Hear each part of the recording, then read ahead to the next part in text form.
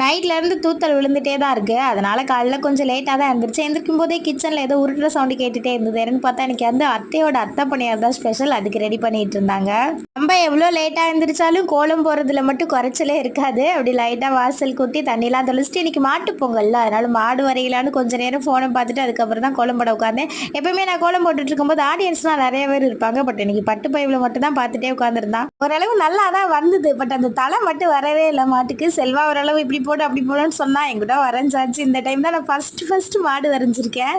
எனக்கே நினச்சி ஹாப்பியாக இருந்தது. அப்புறம் அத்தை பணியாரெல்லாம் செஞ்சு வச்சுருந்தாங்க. கொஞ்சம் கருகின மாதிரி இருந்தது. அது மட்டும் இல்லாமல் டேஸ்ட்டு கொஞ்சம் கம்மியாக இருந்தது. பட் பரவாயில்ல, எல்லா டைமும் ஒரே டேஸ்ட் வரணும்னு அவசியம் இல்லையே அப்படின்னு சாப்பிட்டுட்டு இன்றைக்கி தோசை தான் மாவு எல்லாமே ரெடியாக எடுத்து வச்சாச்சு. அக்காவுக்கு அம்மா மீன் பிடிச்சா கொண்டு வான்னு சொல்லியிருந்தா. செல்வா 7 மணிலேருந்து மீன் பிடிச்சிட்ருக்கா. மீன் மாட்டவே இல்லை. நான் போய் தான் ஒரு 2 குட்டி ஸ்லேப்பி பிடிச்சி அதுக்கப்புறம் ஒரு பெரிய ஸ்லேப்பி ஒன்று செல்வா பிடிச்சா. ரொம்ப நேரமாச்சு வாடா அம்மா வீட்டுக்கு கிளம்பலான்னு சொன்னால் மீன் பிடிச்சிட்டு தான் வருவேன்னு உட்காந்துருக்கா. இப்படியே கொஞ்சம் நேரம் உட்காந்துருந்தா இன்றைக்கி சண்டை பயங்கரமாக இருக்குது. பார்க்கலாம்.